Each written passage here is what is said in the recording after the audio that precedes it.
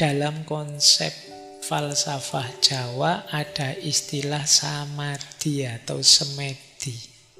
Semedi itulah wadahnya olah rasa. Apa sih semedi itu?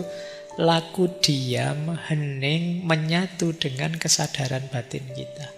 Jadi proses rawung, kemudian seleh, kemudian nyawiji manunggal, itu bisa kita jalankan antara lain dalam proses semedi. Nah, ini kalau di tasawuf dekat dengan konsep uzlah. Ayo kita menjauh sebentar dari keramaian, mencari keheningan, membaca, memahami dimensi batin diri kita.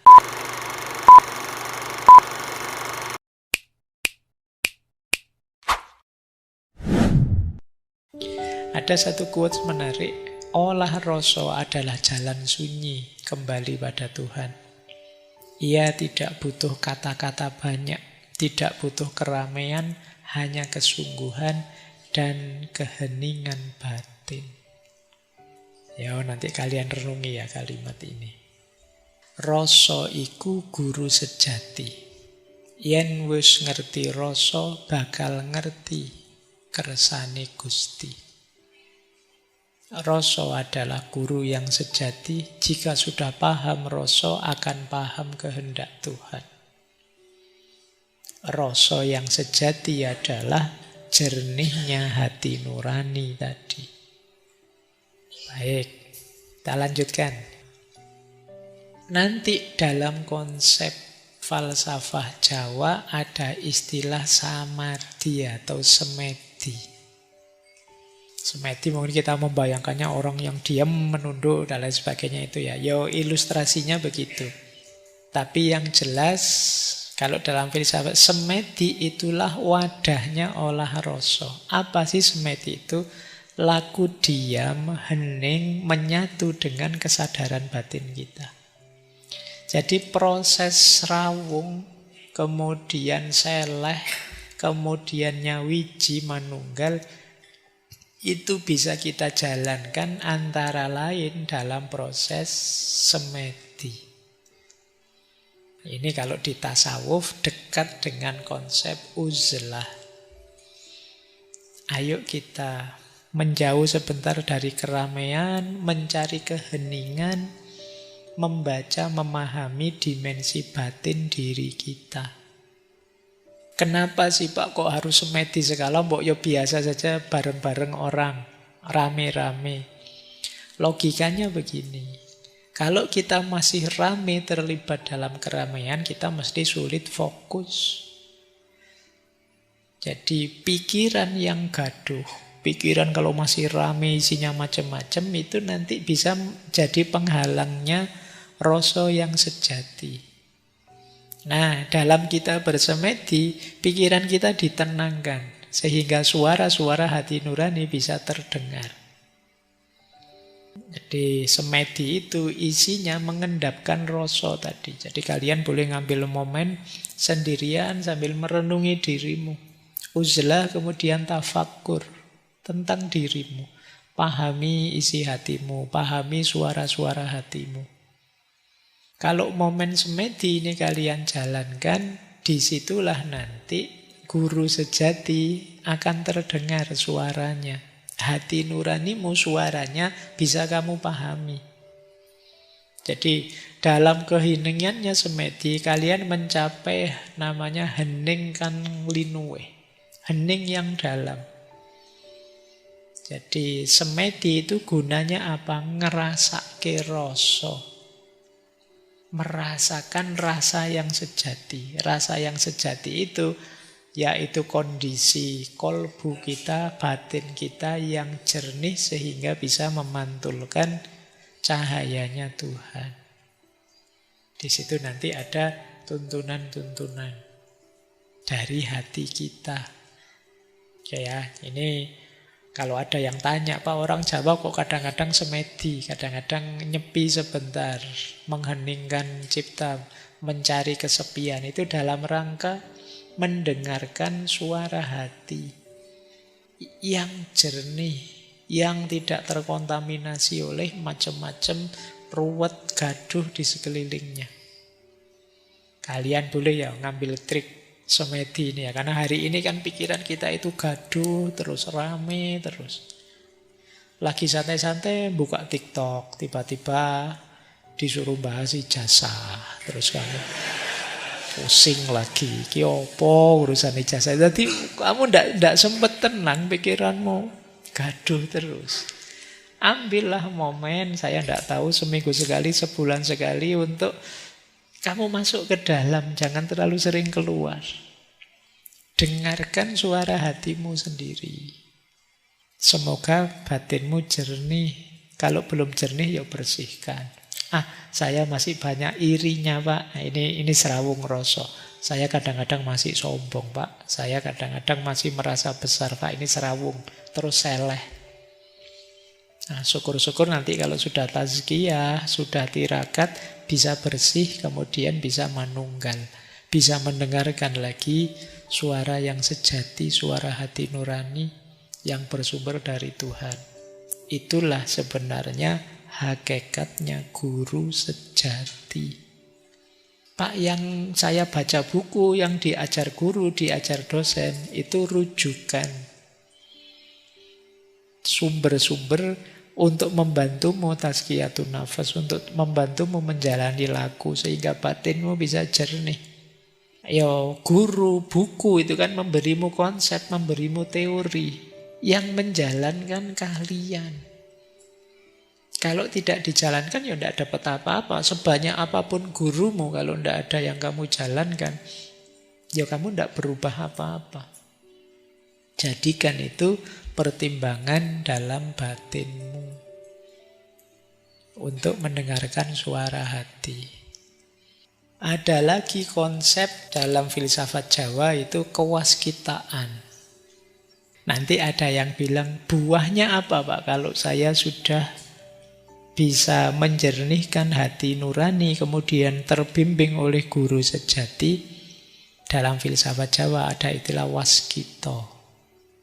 Waskito bukan perusahaan konstruksi yang itu ya.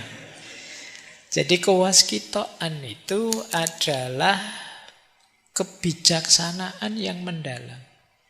Jadi kita belajar filsafat kan akrab dengan konsep bijaksana. Nah, dalam filsafat Jawa, kebijaksanaan itu dekat dengan waskito. Tapi waskito itu tidak sekedar bijaksana, tapi orangnya punya penglihatan batin yang tajam. Mampu membaca yang tidak kelihatan, itu waskito. Karena batinnya jernih, dia bisa menangkap segala realitas dan bisa memahaminya secara dalam. Yang dalam tasawuf disebut ma'rifat. Ini orang waskito. Meskipun secara umum kadang orang menyebut waskito itu orang yang bisa membaca masa depan, Pak. Orang bisa ngeramal-ngeramal yang bisa itu. Itu artifisialnya. Jadi itu pinggirannya. Tapi pokoknya orang yang disebut waskito itu orang yang sudah terbimbing oleh guru sejati tadi. Berarti orang yang hati nuraninya jernih. Sehingga bisa menangkap kebenaran-kebenaran bahkan yang tidak kelihatan. Kadang-kadang kan kalian heran, ini orang ini kok pintar sekali ya, ngerti, saya belum ngomong saja sudah ngerti. Itu karena mereka ini levelnya sudah waskito. Jadi bisa menangkap dari gejala, gesturmu, kebiasaanmu yang ini, dia langsung bisa menebak. Tidak perlu pakai mesin pendeteksi kebohongan, lihat gesturmu, bahkan tatapan matamu, dia langsung tahu kamu mesti bohong. Nah ini kearifan tertentu, kebijaksanaan tertentu. Cuma kalau yang versi ini, karena apa? Karena dia dituntun terus oleh guru sejatinya. Jadi dia selalu bisa memantulkan cahaya. Cirinya apa sih orang waskito itu? Yang pertama, memahami makna di balik peristiwa. Yang kedua, batinnya tajam, rasanya tajam. Cerdas spiritual, intuisinya tinggi, dan yang terakhir dekat dengan Tuhan dan harmonis dengan alam. Ini cirinya orang waskito. Hidupnya santai, tenang, waskito. Ya, lanjut. Seperti apa sih, Pak, profil orang waskito itu? Inilah profil orang yang telah menemukan guru sejati. Nah, ini ya. Cuma ini manifestasinya ya. Manifestasi itu ungkapan keluarnya. Prosesnya sendiri tadi di dalam diri, di dalam batin. Cuma ini ungkapan keluarnya. Seperti apa orang yang menemukan guru sejati itu? Yang pertama, dia sosok yang andap asor, rendah hati. Tidak merasa lebih tinggi meskipun ilmunya memang tinggi. Kalau bergaul ya tidak membeda-bedakan orang. Tidak merendahkan siapapun dan tidak membanggakan spiritualitasnya. Ini ciri pertama ya, bukan orang yang pamer seperti minggu lalu. Misalnya cerita, saya loh sudah makrifat, kamu levelnya apa? Itu tidak yang begitu. Jadi yang masih pamer belum nyampe dia. Orang yang sudah nyampe tidak akan banyak ngomong. Justru sama seperti cinta. Orang yang jatuh cinta itu biasanya tidak banyak ngomong. Langsung saja action.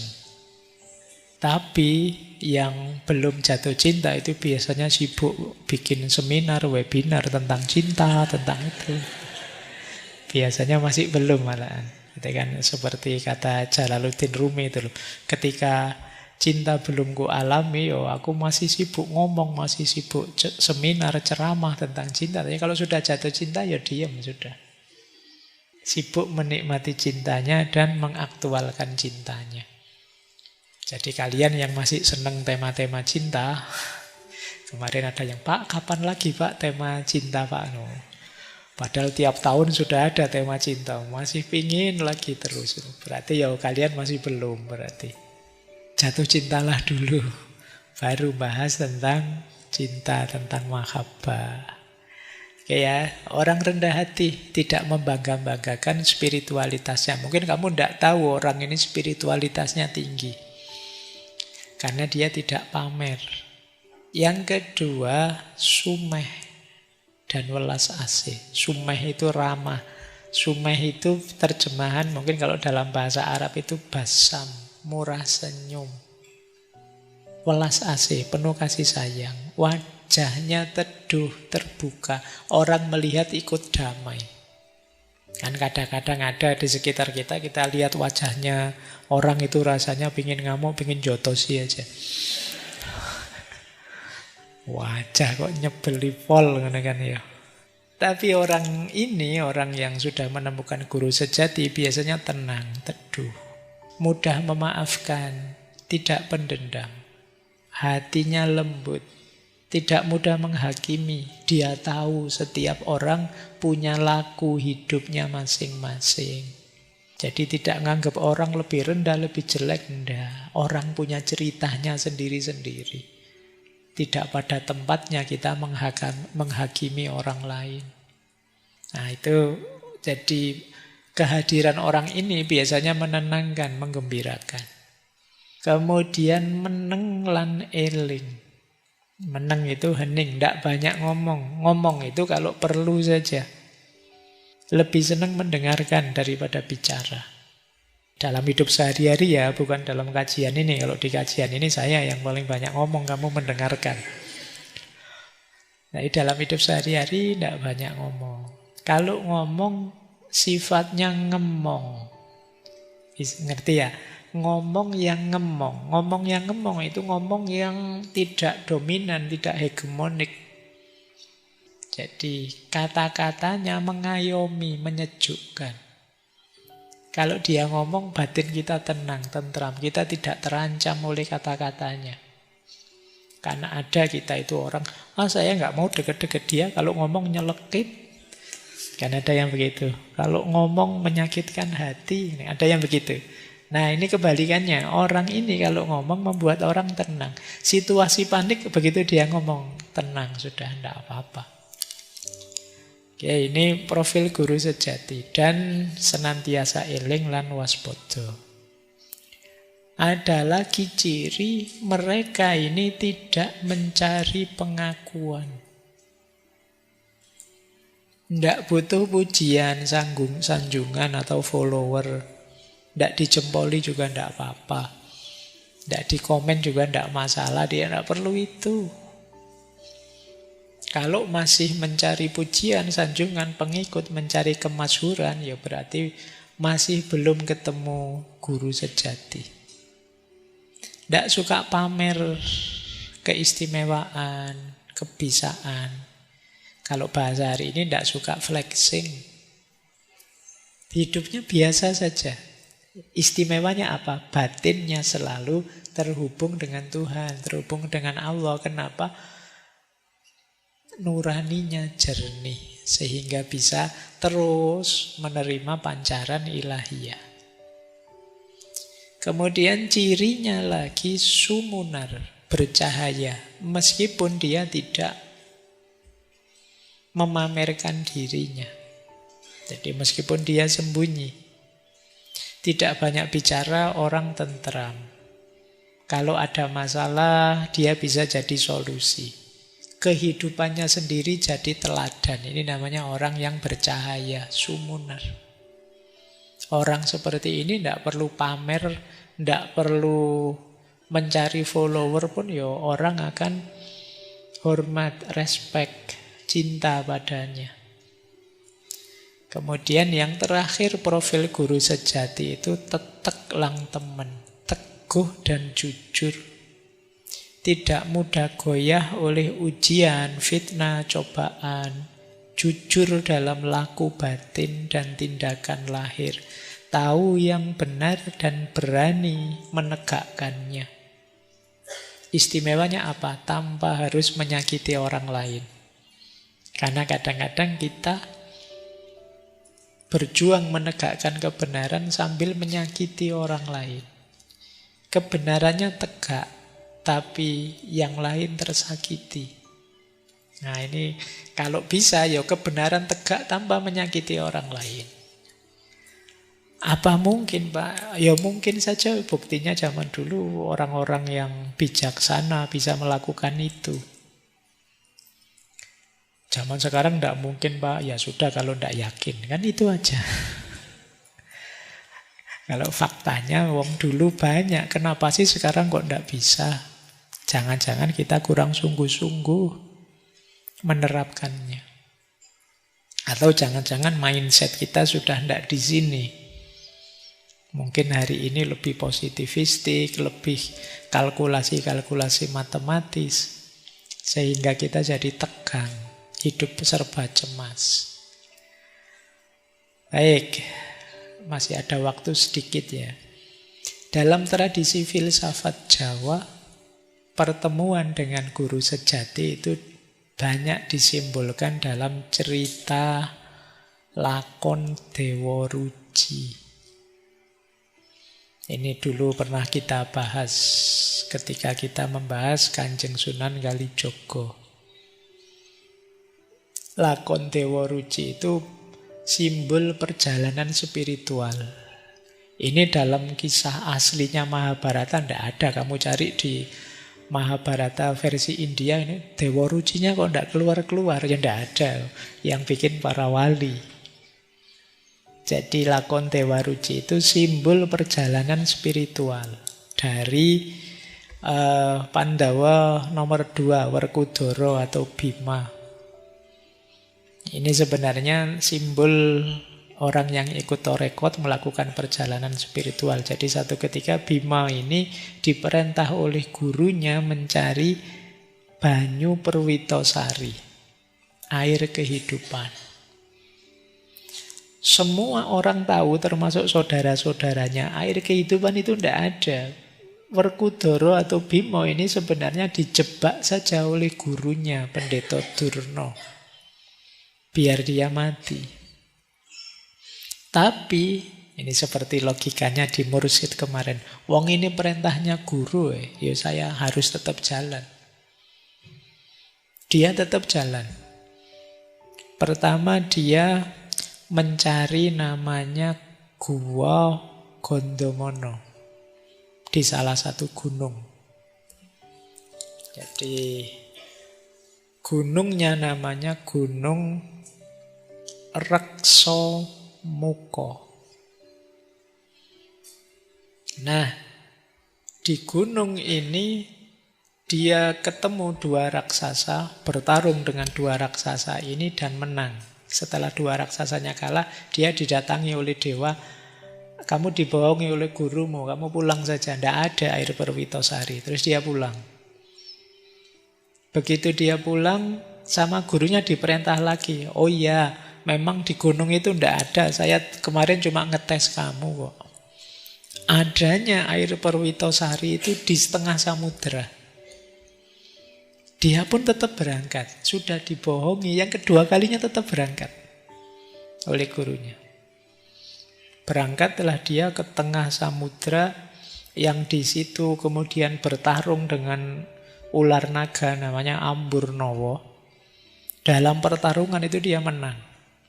Setelah menang bertarung, bertemulah nanti dia dengan dewa kecil sekali. Badannya kalau di wayang itu besarnya cuma setelapak tangannya seperti di gambar itu. Yang wajah dan posturnya persis seperti dirinya.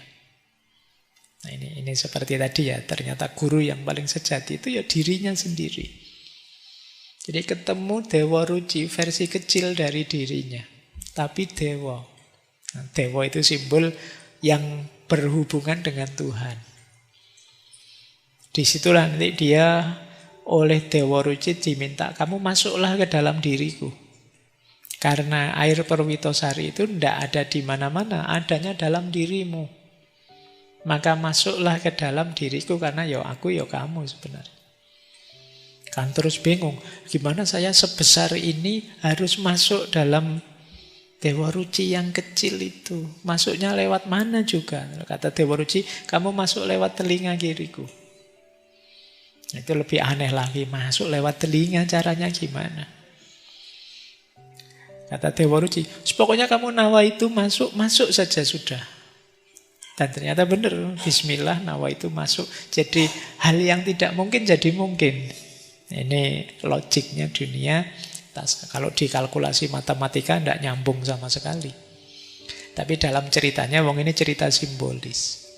Masuklah dia dan di dalam dia dapat banyak pelajaran.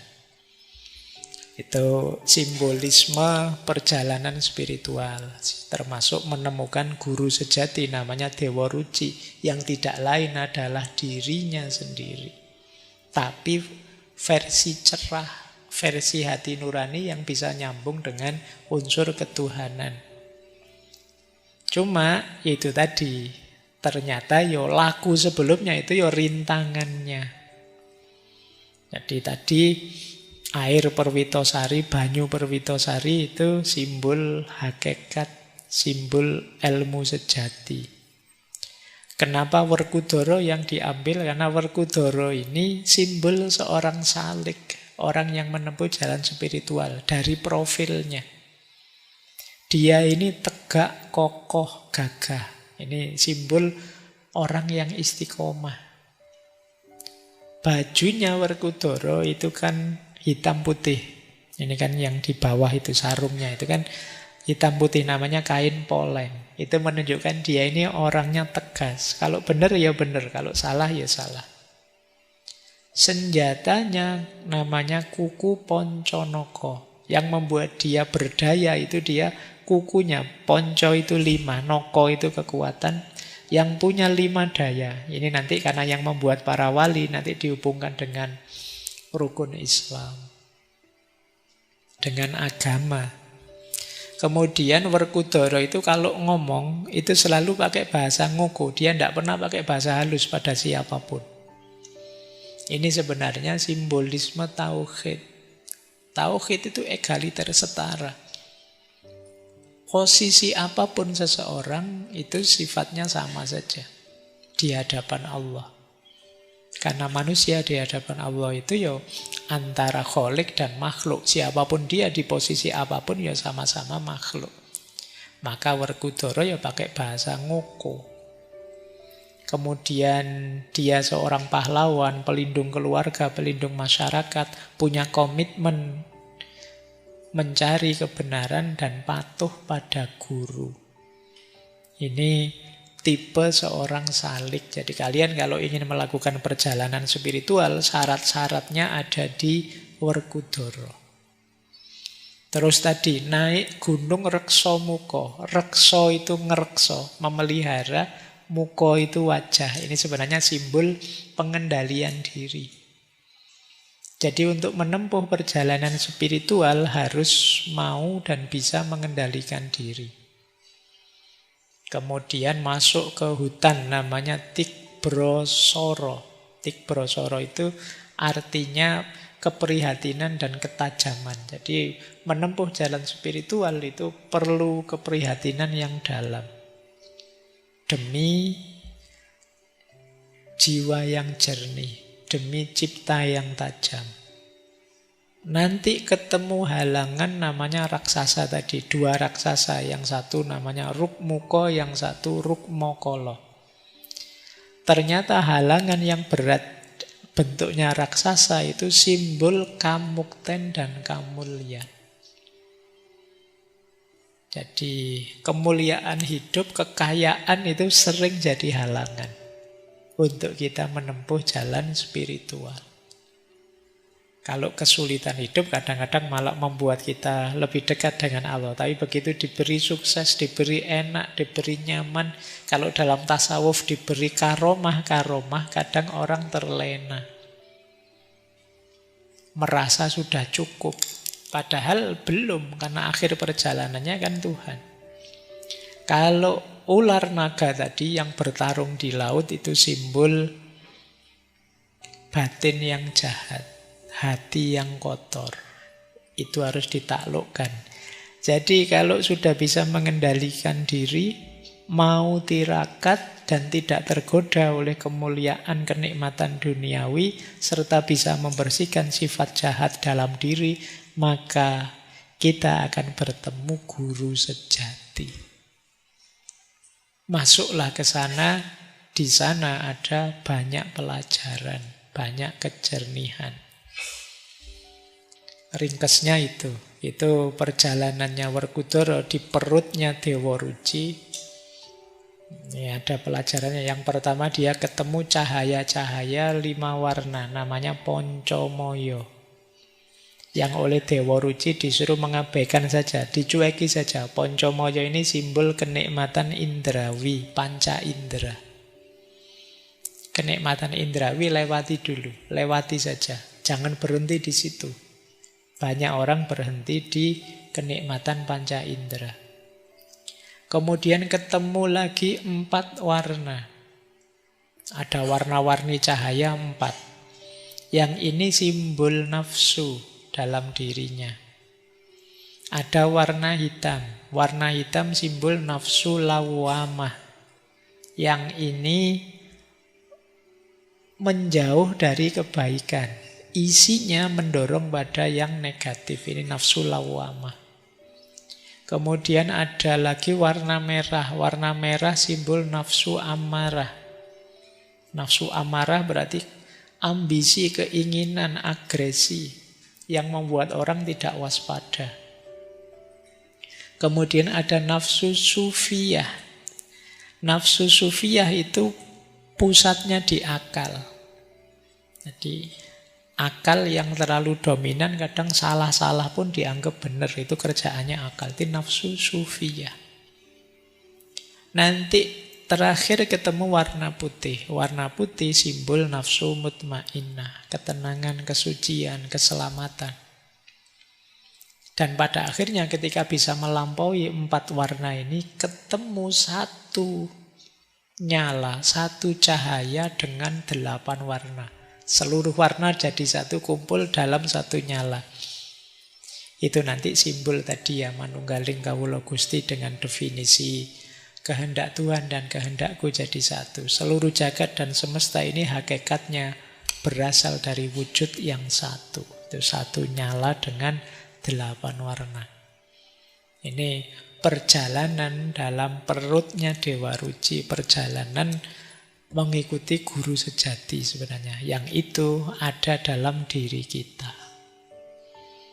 Ya nanti kalau ada waktu didengarkan lagi ya cerita ini. bagaimana cara simbah-simbah kita, nenek moyang kita dulu menarasikan perjalanan spiritual.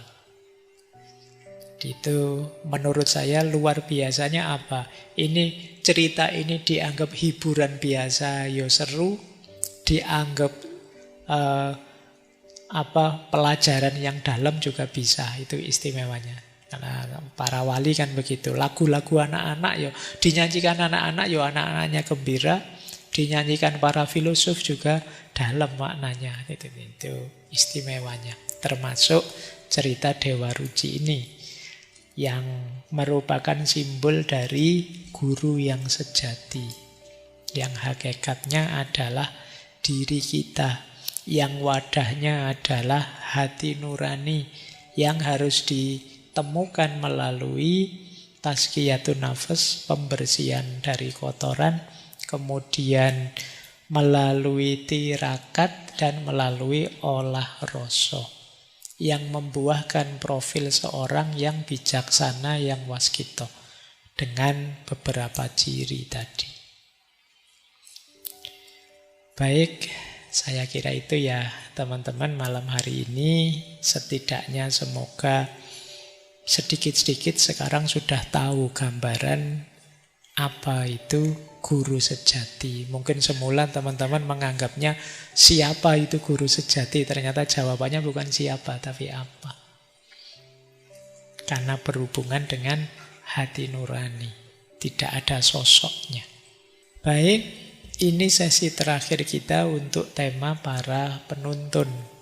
Yang kita awali dari seorang guru, kemudian intelektual, kemudian mursyid, dan berakhir di guru sejati. Insya Allah bulan depan kita ganti tema. Apa temanya saya juga tidak tahu. Nanti menunggu sinyal dari guru sejati tadi. Sesuai moodnya ya. Semoga antenanya tidak sedang seret, bisa menangkap sinyalnya. Baik, saya kira itu. Kurang lebihnya mohon dimaafkan. Insya Allah kita lanjutkan belajar lagi Rabu depan. Wallahul muwafiq, wallahu a'lamu bissawab. Wassalamualaikum warahmatullahi wabarakatuh.